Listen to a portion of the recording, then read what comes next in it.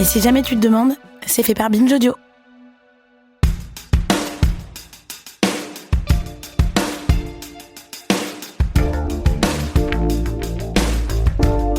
Le 1er décembre 2025, le tribunal judiciaire de Lyon a rendu sa décision dans un procès qui a fait date dans l'histoire politique de notre pays. C'est l'affaire dite de la sextape de Saint-Étienne. Un maire, son adjoint et un coup monté, une sextape et du chantage pendant près de 8 ans. Le maire de Saint-Étienne a donc été placé en garde à vue ce matin. Oui, il en est sorti dans l'après-midi. Gaël Perdriau, entendu par les enquêteurs alors qu'il est soupçonné d'avoir pris part à un chantage à la sextape. Je ne sais pas s'il s'agit d'un autre homme, je ne sais pas si c'est un gangbang ou une partouze. Il est accusé d'avoir fait chanter son premier adjoint, qui s'appelle Gilles Artigue, avec une vidéo compromettante, une sextape, dans laquelle on voit l'adjoint avec un escort. Oui, je vous ai filmé, et maintenant, on vous tient en laisse. Vous savez, le pouvoir et le cul, ça n'est pas une légende. 4 ans de prison ferme, 5 ans d'inéligibilité, le tout assorti d'une exécution provisoire, c'est-à-dire mis en œuvre dès à présent, malgré les pourvois en appel. C'est ce dont a écopé Gaël Perdriau, le futur ex-maire de Saint-Étienne. Lui et 3 complices, qui ont également fait l'objet de lourdes condamnations, ont été reconnus coupables d'avoir pendant plusieurs années fait chanter un homme, Gilles Artigue, qui fut le premier adjoint de Gaël Perdriau. Un homme qu'ils avaient piégé, filmé à son insu en train de se faire masser par un autre homme qui s'avérera être un escorte. C'est ce que les Russes appellent un compromat, organiser un guet-apens, le filmer et se servir des images pour obtenir ce que l'on veut de sa cible. Cette vidéo, elle offrait la possibilité de contraindre politiquement Gilles Artigue, ancien député de droite connu pour des prises de position rigides sur la famille et sur l'homosexualité. Car il s'agit bien là de politique, d'une mise sous contrôle d'un allié jugé potentiellement un peu trop libre. Perdriau aura tenté de nier son implication jusqu'au bout, jusqu'à l'absurde, jusqu'à même sa très lourde condamnation. Et ce, malgré les nombreuses preuves révélées publiquement par nos confrères de Mediapart qui ont permis la révélation de ce dossier ahurissant qui en dit long sur le sentiment d'impunité qui, dans l'ivresse du pouvoir, peut s'emparer de certains. C'est cette histoire qu'on va vous re-raconter depuis le début dans nos 2 prochains épisodes. Je suis Thomas Rozek et vous écoutez Programme 2.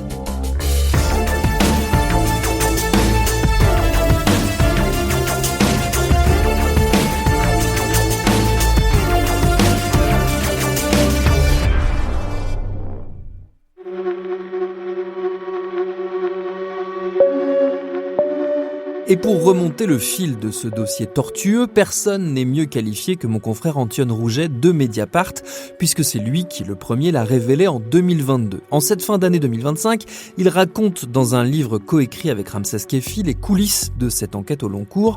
Le livre s'appelle « Les comploteurs ». Il fait l'objet d'une campagne de précommande sur le site lescomploteurs.com. On vous mettra le lien dans la description de l'épisode. Toujours est-il donc que j'ai demandé à Antoine de me raconter d'abord comment cette histoire avait fini par éclaté. Pour le contexte, moi, donc je travaille au pôle enquête de Mediapart à Paris.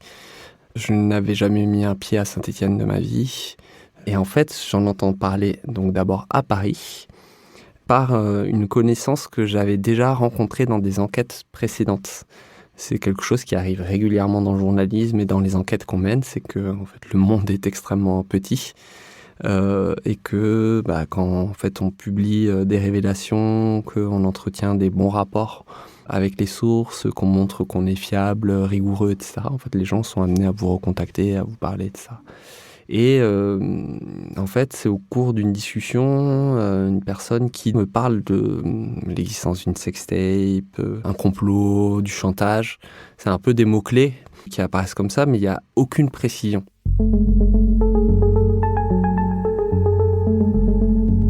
Moi, ma première réaction, c'est d'être extrêmement méfiant parce que, en fait, en travaillant quand même sur les affaires dans le milieu politique, on se rend compte que c'est quelque chose qui revient de manière assez répétée, à intervalles réguliers, des histoires soit de personnalités publiques qui tiennent des positions très homophobes dans le débat public, mais qui auraient en réalité des relations homosexuelles, soit l'existence de sextapes, un peu les méthodes de pression du KGB, de compromat, etc.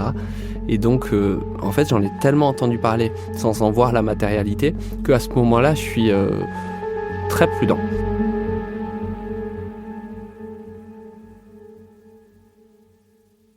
Et ce qui va changer la donne, c'est un échange que j'ai quelques temps plus tard avec un des protagonistes très importants de cette affaire, à la fois dans l'origine du complot, mais aussi dans son dévoilement, qui s'appelle Gilles Rosary-Langlais, qui n'est pas le personnage le plus connu, ou en tout cas le plus puissant à ce moment-là dans cette affaire, mais par contre que j'ai au téléphone en février 2022 une première fois, et qui me confirme un certain nombre de choses, y compris en parlant lui-même de son implication, et surtout de l'existence de cette sextape, et de la possibilité de récupérer un fichier vidéo.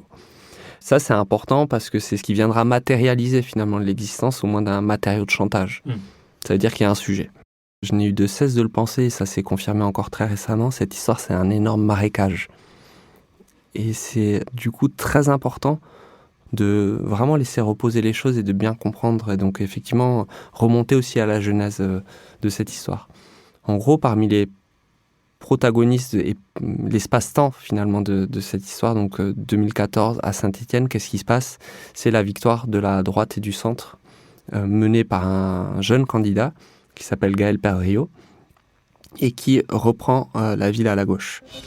Saint-Étienne, Roanne, Saint-Chamond, la carte politique du département est devenue très bleue. Et le bleu s'est installé chez les Verts. Saint-Étienne bascule. Les Stéphanois ont clairement marqué leur préférence à droite. Avec 3880 voix d'avance, Gaël Perdriau et sa liste UDI-UMP obtiennent 47,7% des votes et le fauteuil de maire. Merci à tous les Stéphanois. Merci à ceux qui, très majoritairement, avec un score sans appel, nous ont fait confiance pour relever Saint-Étienne. Le mandat du Parti Socialiste, c'était 2008-2014, et il y a une union de la droite et du centre pour récupérer cette ville, et c'est un objectif important, y compris nationalement. Saint-Étienne, c'est une ville supervisée vraiment par les appareils politiques parisiens. Jean-François Copé, qui est à l'époque à la tête de l'UMP, vraiment scelle un accord entre donc Gaël Perdriau, qui va être tête de liste, et son premier adjoint, Gilles Artigue.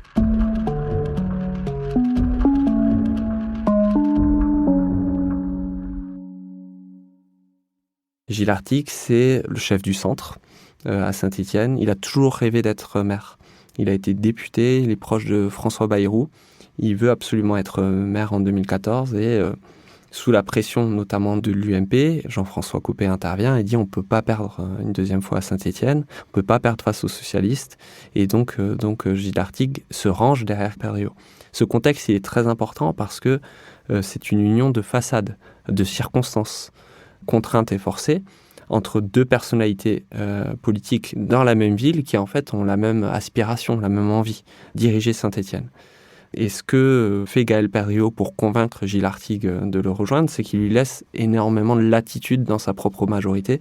Et dès l'élection de Gaël Perdriau, en mars 2014, sa préoccupation première, ça va être de contrôler Gilles Artigue. Parce qu'il se dit, les conditions de ma réélection, de mon maintien au pouvoir et de mon règne sur la ville de Saint-Étienne, c'est d'avoir un premier adjoint qui est contraint politiquement et qui ne viendra pas tenter à la première occasion de créer des dissidences, voire d'essayer de me chipper la municipalité.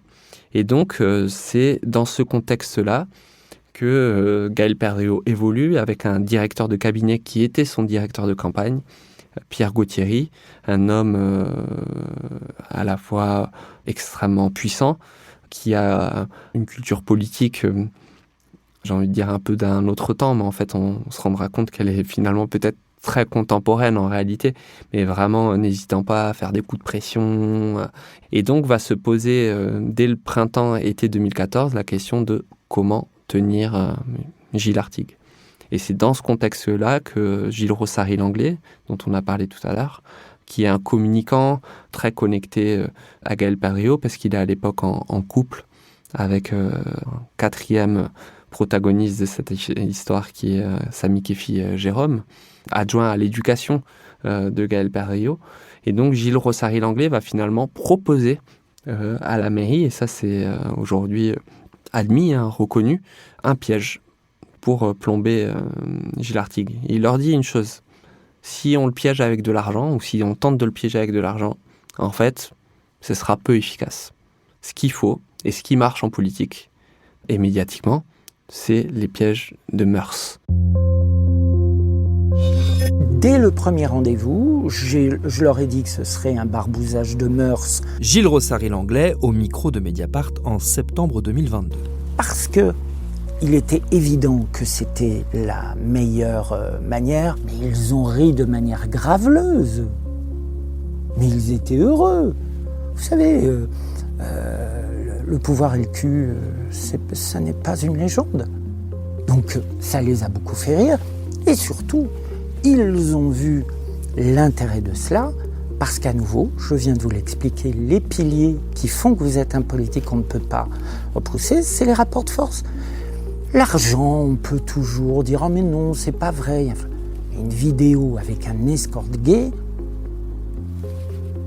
c'était la mort assurée pour lui, ou en tout cas d'avoir le contrôle d'une manière certaine sur lui. Ce à quoi va s'atteler Gilles Rossary-Langlais, c'est à tenter de piéger Gilles Artigue, qui est donc ce père de famille, bontain, ancien député de Saint-Étienne, très reconnu, qui va à la messe le dimanche, qui a été engagé dans les rangs de la Manif pour tous. Gilles Rossary-Langlais va élaborer un barbousage visant à filmer à son insu Gilles Artigue dans une chambre d'hôtel, ce qui va être fait en janvier 2015 par son propre compagnon, donc le fameux Samy Kefi-Jérôme, adjoint à l'éducation à la mairie de Saint-Étienne, qui va, à l'occasion d'une réunion d'élus à Paris, embarquer Gilles Artigue dans cette chambre d'hôtel, lui proposer un massage, dit-il, avec un ami alors qu'il s'agit d'un escorte, et cacher une caméra dans le coin de la chambre.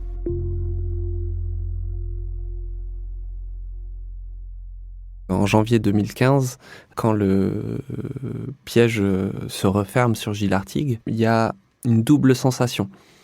D'abord, une forme d'excitation vis-à-vis de ce matériau-là. Et donc le lendemain matin du piège, Samy Kefi-Jérôme, il rentre à Saint-Étienne, avec Gilles Artigue d'ailleurs dans le train, mais lui, c'est bon, il a son janvier de vidéo. Il en fait part à son compagnon, Gilles Rossary-Langlais. Ils en informent le directeur de cabinet du maire, Pierre Gauthieri, qui demande à avoir les images. Il y a une première diffusion d'ailleurs dans le bureau de l'hôtel de ville. Il y a le directeur de cabinet adjoint qui a témoigné sur procès-verbal devant la police, se souvenir du moment où il voit une diffusion d'images, il comprend pas ce que c'est, il voit des gens hilars dans le bureau du directeur de cabinet. Lui, il décide de partir en disant mais c'est quoi ce truc ? Mais en parallèle, ils ont un problème. Samy Kefi-Jérôme, qui était visiblement très stressé au moment de cette opération et n'avait jamais réalisé ça, en fait a commis une énorme erreur, c'est qu'il n'avait pas rechargé intégralement la batterie de la GoPro qu'il avait cachée dans la chambre d'hôtel. Et celle-ci s'arrête au bout de 35 minutes, c'est-à-dire qu'il y a un film d'un massage de Gilles Artigue. Un massage dénudé, certes, mais qui en fait ne correspond pas du tout à l'image qu'on peut se faire d'une sextape. Et alors là, il y a des discussions entre eux. Parce que déjà, Gilles Rossary-Langlais, il est très gêné par rapport à la situation. Lui, il se présente comme un barbouseur professionnel qui fait les choses bien, de A à Z, etc. Et puis là, en fait, sa réponse à la commande, elle est finalement incomplète. Ils se disent quand même que un massage dénudé, c'est peut-être suffisamment gênant pour embarrasser Gilles Artigue, de fait, mais ils veulent quand même aller plus loin. Et c'est là que Gilles Rossary-Langlais et Samy Kefi-Jérôme vont penser à un second étage de la fusée, qui est finalement de faire admettre, à travers une nouvelle vidéo, à Gilles Artigue qu'il a pu aller plus loin avec l'escorte. Et donc, on est en septembre 2016, donc 18 mois plus tard. Cette fois-ci, donc cette seconde vidéo existe également. Elle a été récupérée par les enquêteurs de la police judiciaire pendant leur perquisition. On pensait qu'elle avait été détruite, mais ils l'ont retrouvée archivée sur un vieux disque dur. Et sur cette vidéo. Donc on voit, ça se passe chez Samy Kefi-Jérôme. Gilles Artigue est invité à discuter de politique. La relation est encore très bonne entre les deux hommes. Gilles Artigue ne sait pas qu'il a été piégé, qu'il y a un film, etc. À ce moment-là, donc Samy Kefi-Jérôme filme cette scène pour essayer de l'amener sur le terrain mais qu'est-ce qui s'est passé ce soir-là exactement, est-ce que ça vous a plu, etc.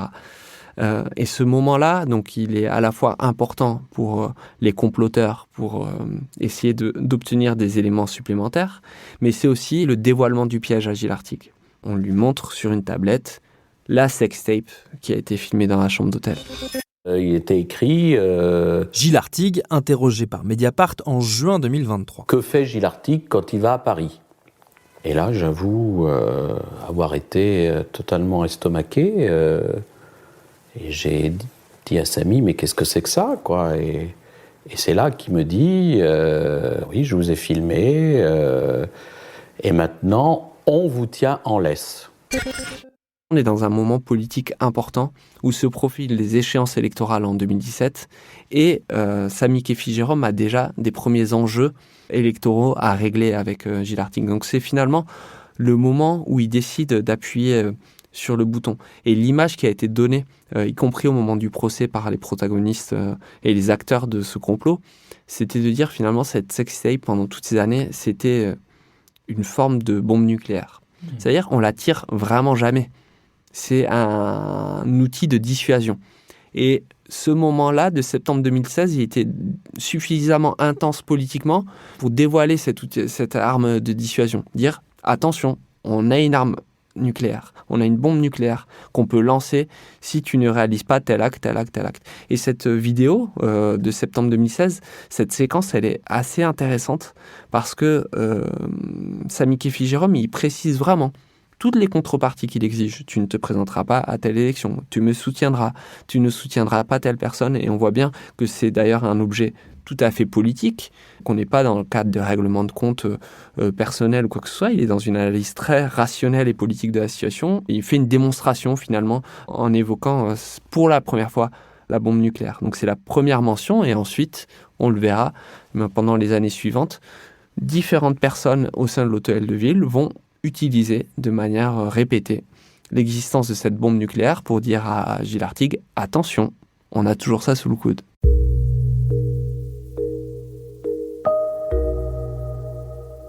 Qui a participé aux fameuses réunions préparatoires à l'organisation du compromat ? On n'a pas d'enregistrement ou de compte-rendu de ces réunions. Il y a encore aujourd'hui des interprétations divergentes. On sait qu'à l'été 2014, donc le couple Gilles Rosary-Langlais avec Samy Kefi-Jérôme, l'adjoint à l'éducation qui a placé la caméra, ils sont à la genèse de cette histoire, ça on le sait. On sait que le directeur de cabinet du maire, Pierre Gauthieri, et il a fini par le reconnaître après avoir totalement nié au début, est aussi à l'origine. Gaël Perdriau, maire de Saint-Étienne, toujours en fonction, lui, il conteste avoir participé à l'origine du complot. Son directeur de cabinet dit « Moi, j'ai validé l'opération au nom du maire » et le maire dit « Il a fait tout ça dans mon dos ». Voilà la situation. Par contre, ce que l'on sait concernant Gaël Perdriau, c'est que quand Gilles Artigue apprend l'existence de ce piège contre lui, Gilles Artigue, sa première réaction, c'est d'aller voir le maire.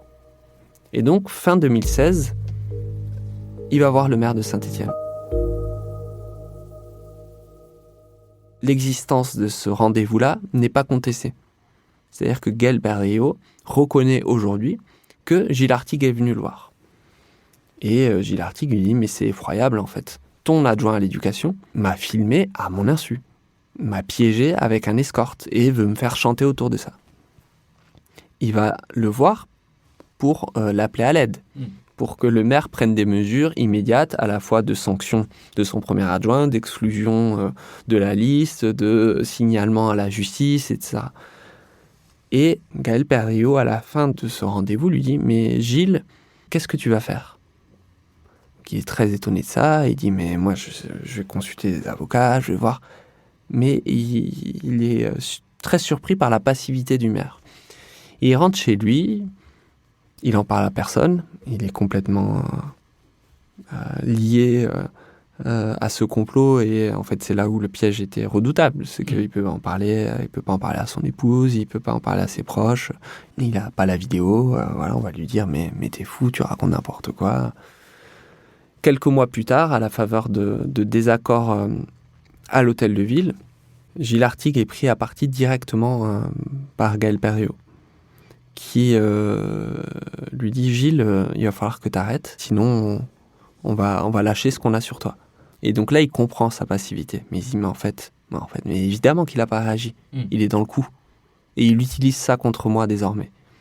C'est pour ça qu'en novembre 2017, Gilles Artigue, à la faveur d'une nouvelle réunion, donc un conseil de majorité qui réunit les élus, alors qu'il est une nouvelle fois pris à partie par Gaël Perriot et son directeur de cabinet Pierre Gauthier. Les élus ont témoigné, certains élus ont témoigné, c'était des séances d'humiliation publique, etc.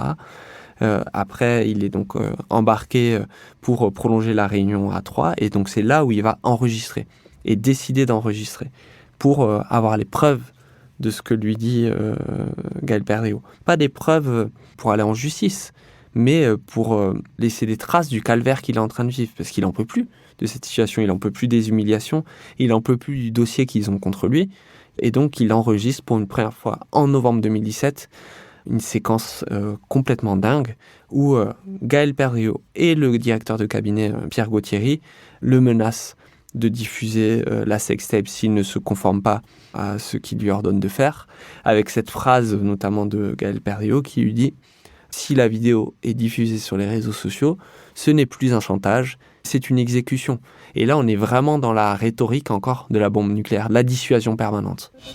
J'ai même vu un avocat sur Paris cette semaine qui m'a expliqué ce que c'était que le chantage politique. Et la jurisprudence, c'est 2 ans de prison. Mais une fois que c'est sur les réseaux, c'est plus du chantage.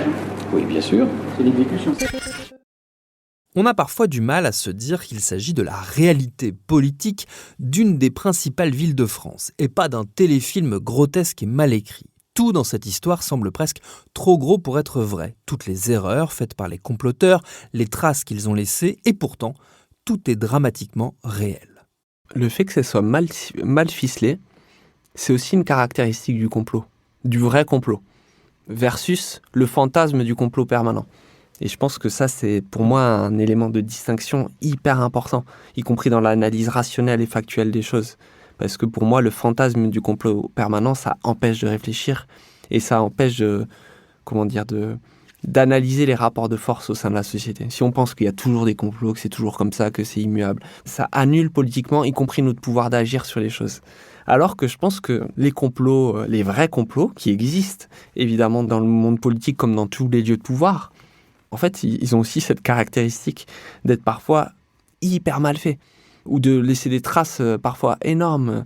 À Saint-Étienne, ils ont laissé des traces partout. Il y en a partout, dans toutes les pièces, à toutes les périodes. Voilà. Et je pense que le signifiant de ça, c'est le sentiment d'impunité. Quand on est capable de mettre en œuvre une chose pareille, déjà de l'imaginer, de le mettre en œuvre, de le déployer, de l'utiliser pendant tant d'années, de laisser des traces partout. Il y a les fameux enregistrements. Certains diront, on ne savait pas qu'on était enregistré. Oui, d'accord, mais il y a les propos qui sont au cœur de ces enregistrements. Mais par ailleurs, il y a des messages. Moi, je trouve que pour faire ce genre de choses-là, il faut avoir un sentiment d'impunité, mais incroyable. C'est à la fois, je pense, la force de ces responsables publics-là, c'est que du coup, ils dégagent une forme d'assurance incroyable. Ils prennent des décisions, ils sont inflexibles, etc. Ils abattent leurs adversaires, ils font le ménage en permanence, ils gagnent des élections, mais que, par ailleurs, c'est leur talon d'Achille quand ensuite, on vient les chercher sur un dossier précis et que nous, on a du matériau. L'impunité dans l'affaire de Saint-Étienne, elle va venir se fracasser sur le mur de la justice, auprès de qui les tactiques politiques et les coups de billard à 12 bandes marchent assez mal. C'est ce qu'on va voir dans notre prochain épisode. D'ici là, je vous rappelle que le livre, co-signé par notre invité Antoine Rouget et par Ramsès Keffi, qui s'appelle « Les comploteurs », il est en ce moment en précommande sur le site lescomploteurs.com.